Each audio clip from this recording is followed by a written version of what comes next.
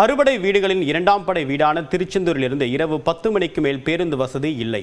கும்பாபிஷேக விழா நெருங்கக்கூடிய நிலையில் பக்தர்களின் கோரிக்கை நிறைவேறுமா?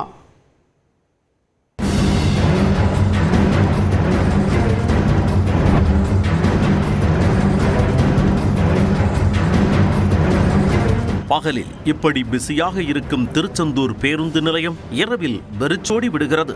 முருகனின் அறுபடை வீடுகளில் இரண்டாம் படை வீடான திருச்செந்தூர் சுப்பிரமணிய சுவாமி கோவிலுக்கு நாள்தோறும் பல்லாயிரக்கணக்கான பக்தர்கள் வருகை தருகின்றனர். வார இறுதி விடுமுறை நாட்கள் மற்றும் பௌர்ணமி உள்ளிட்ட விசேஷ தினங்களில் வழக்கத்தை விட அதிக அளவில் பக்தர்கள் சாமி தரிசனம் செய்கின்றனர். நாளுக்கு நாள் பக்தர்கள் கூட்டம் அதிகரித்து வரும் திருச்செந்தூரில் போதுமான அளவு பேருந்து வசதி இருக்கிறது. ஆனால் இரவு 10 மணிக்கு பிறகு திருச்செந்தூர் பேருந்து நிலையத்தில் இருந்து எந்த ஊருக்கும் நேரடி பேருந்து வசதி இல்லை. இதனால் தூத்துக்குடி, கோவில்பட்டி, சாத்தான்குளம், ராமநாதபுரம், சாத்தூர், சிவகாசி, திருநெல்வேலி, நாகர்கோவில் உள்ளிட்ட அருகே உள்ள பகுதிகளுக்கு செல்வோர் பேருந்து நிலையங்களிலேயே தங்கிவிடும் சூழல் உள்ளது. நைட்டில் பேருந்துகள் போக்குவரத்து இருந்தால் மக்கள் நைட்டு நடமாட்டம் இருக்கும். கோயிலுக்கு வரவங்க தங்கிடுதாங்க, பஸ் இல்லாமல் அங்கங்கே படுத்துருதாங்க. அப்படி அந்த மக்களுக்கு ஏற்ற மாதிரி ஒரு பஸ் போக்குவரத்து சரியான முறையில் இல்லை. இரவு 10 மணிக்கு மேலே பார்த்திங்கன்னா சுத்தமாக பஸ் வசதியே இல்லாமல் இருக்குது.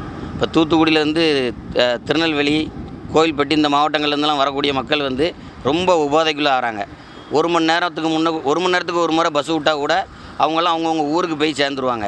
முருகபக்தர்கள் தரிசனம் பண்ணிட்டு ரொம்ப சிரமப்படுறாங்க. இந்த நைட்டு இரவு நேர பேருந்து இல்லாமல் ரொம்ப சிரமப்படுறாங்க. தூத்துக்குடி, திருநெல்வேலி, ராமநாதபுரம், மதுரை, திருப்பூர் இந்த பகுதியிலேருந்து நிறைய பக்தர்கள் முருகபக்தர்கள் திருச்செந்தூருக்கு தரிசனம் பண்ணதுக்கு வராங்க.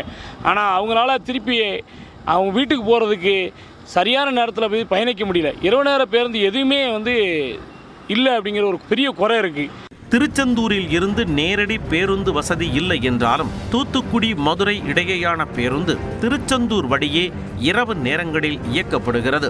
எனினும் இந்த பேருந்துகளில் ஆறுமுகநேரி, ஆத்தூர், காயல்பட்டினம், முக்காணி உள்ளிட்ட பகுதிகளுக்கு செல்வோர் பயணிக்க அனுமதிக்கப்படுவதில்லை.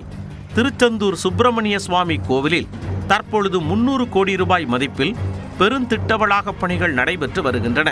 நாளுக்கு நாள் பக்தர்களின் வருகையும் அதிகரித்து கொண்டே செல்கிறது. எனவே திருச்செந்தூரில் இருந்து பிற ஊர்களுக்கு இரவு நேர பேருந்து சேவை தேவை என்பதே முருக பக்தர்களின் விருப்பமாக உள்ளது. நியூஸ் 18 தமிழ்நாடு தொலைக்காட்சி செய்திகளுக்காக திருச்செந்தூரில் இருந்து செய்தியாளர் முரளி கணேஷ்.